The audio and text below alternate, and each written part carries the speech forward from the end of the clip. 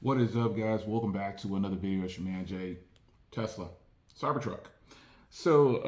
Like most of you, I have a reservation for a Cybertruck. Didn't really speak much about the Cybertruck because, years going by, it's kind of like, is it ever going to come out?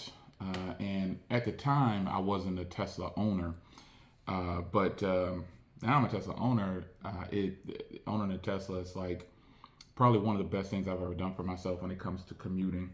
And the Cybertruck event is coming. We're less than 2 weeks away at the recording of this video. So you've seen lots of sightings of the Cybertruck. I actually live by 3 locations, and I'm close to the Texas Gigafactory. So obviously it's going to be exciting to go to the event. I will be at the event. So if you're going, let me know in the comments. Maybe we'll link up. I don't know. But I think it's going to be exciting to see how this vehicle, this truck, has changed from 4 years ago. I think it was about 4 years ago, right? We remember how this went down, the broken window and all the other nonsense. But the fact of the matter is, this vehicle it's going to be something different. It's not going to cost $90,000, at least for an entry-level version. And I think they're going to start at about 60,000. And obviously that's going to be one with not as much range as, one that costs $80,000. Because they're definitely going to upsell you on the range, like they currently do, long range, standard. So I'm excited to get behind the wheel of one of these things. And I was actually at the service center, and they had like 3 of them there.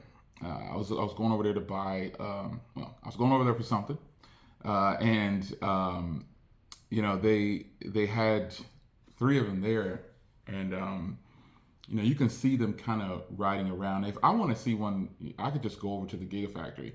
I literally can just go right over there, look, and there it is. Or fly my drone up in the air, and you can see them working on them. Or that's how a lot of people are getting footage. They're going to the Gigafactories, and they're using their drone to record. Now, at one point, Tesla was kind of frowning on this, I think, and they were blocking, which makes sense. I mean, you're trying to work on something, and you got to give it a test drive or whatever, and you got people stalking you, just to get some footage for online content, to get some views. Well, I haven't officially ever spoken about the Cybertruck much, but when I bought my Tesla 6 months ago, I don't know how long it's been, I realized then I need to order a Cybertruck. The reservations, now I mean, unless a bunch of people back out because of the price or whatever, I doubt I'll get one in the next 12 months. That's just for sure. Because there's tons of people that reserved 4 years ago.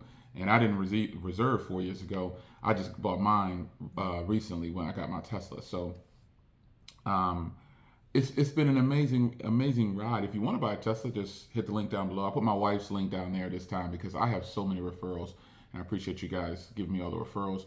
But go ahead and hit that link down in the description. Now they're doing 6 months of I think it's self-driving. 6 months. Hit the link, you'll see what it is, and then 3 months of something else.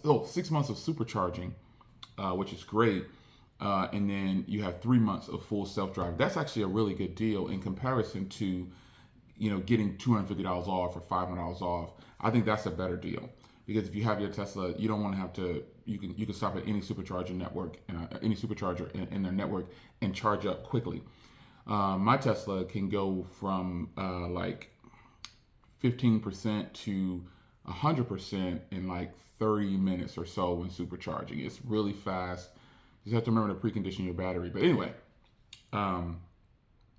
the Cybertruck is eclectic. It's different. It's something that, it's shaped odd. It's ginormous.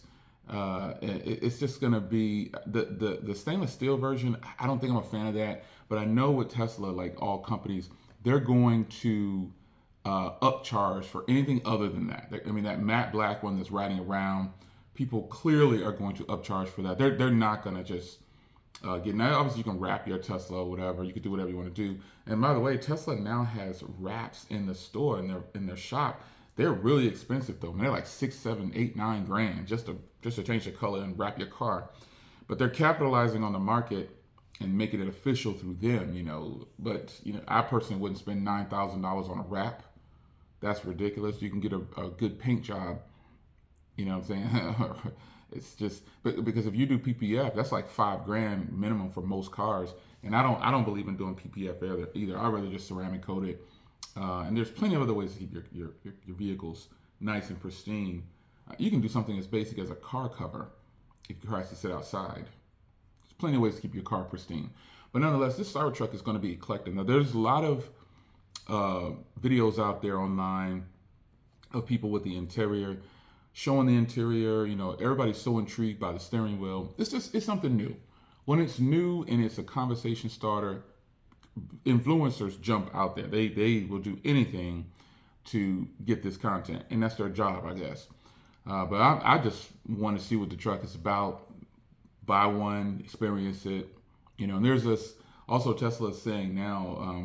Well, I don't know if they're saying now, but you have to keep the vehicle for at least 12 months. You can't sell it, or they're going to try to charge you somehow 50 grand or something they made up. But that's nothing new. Other vehicles do that too, because they know that they feel like the car is going to appreciate based on how many there are on the market. But with the Cybertruck, there's going to be enough of them out there to where, people paying more for them is people that are just impatient. Like our current market, all these addendums that are happening, only people paying more for this stuff is people that are impatient, or they just don't want to wait it out, and the reality is you don't need some of these supercars and muscle cars. We don't need them. It's a passion we have and we like them. So I personally have been going back and forth about the Model S and the Plaid as my next Tesla, but I'm waiting it out also to 2024 to actually purchase the new Tesla, because they're going to change some rules. I'm hearing about the tax credit and stuff if you qualify, and they're going to be discounting. So it might be beneficial for you to just wait to buy a Tesla. But if you just really want to get one, hit that link, because that supercharging and self-driving is a good deal. But for those of us that already have a Tesla, some of us are concerned about the Highland. That's the new Model 3 refresh. And then I think it's called the Jupiter. That is the Model Y refresh. Now, there's not going to be much refresh for the Model Y, I'm hearing, but the 3, obviously, we already know what that looks like. So I'm concerned about pulling the trigger on that. Now, there won't be any refreshes for the Model S and the Model S Plaid. That's the body style that's going to be there in place, because they just refreshed it for the 22, I believe, or something like that, or 21.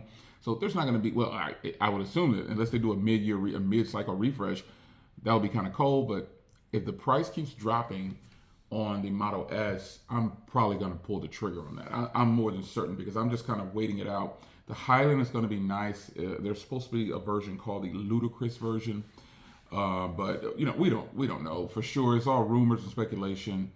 And I think now, owning these Teslas, I'm ready to go to a performance Tesla, because driving a V8 is more of an experience.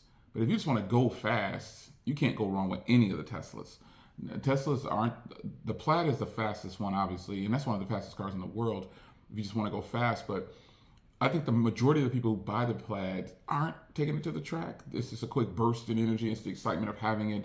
And that's with any car. Like, I don't need a 700 horsepower car. It's just something I enjoy, and, I want to have it. So if I go to a car show, it's a conversation starter. Really, it's basically what it pretty much always boils down to. Or you just have a passion for something. You really enjoy it. Nothing wrong with that. But I genuinely feel like the Cybertruck is going to be, it's not going to be the hit that I think Tesla thinks it is. I don't think it is. For one, it's ginormous, and the look and feel of it is sleek and sexy and all these things, and iconic, and all these different words you could think of to a small crowd. It really is. It's I don't know how practical it is versus a regular full-size truck like we have. I don't know. The bed looks weird, but the fact that it's an EV, there's a market for it. You can get a Ford Lightning right now the lowest range model for like 50 grand, like under 50 grand, right at 50 grand or so. That's pretty impressive. I mean, the range is only like 230, but depending on where you live, that you can have a truck EV and be good to go. Yeah, so EVs are not so much taking off because Tesla has such a stronghold on. Tesla is like Apple. They want things all to themselves. They want to lock it in. But on the Tesla side, I could see why, because that the Tesla charging network is just crazy. It is just so much better. You don't have to worry about taking your credit card out. There's nothing to do. You just pull up, plug up, charge up, bounce, all over the world. So that's such a huge selling point for people who drive Teslas. And being a Tesla owner now, I'm excited to be able to maintenance. Several things have happened with my wife's Tesla.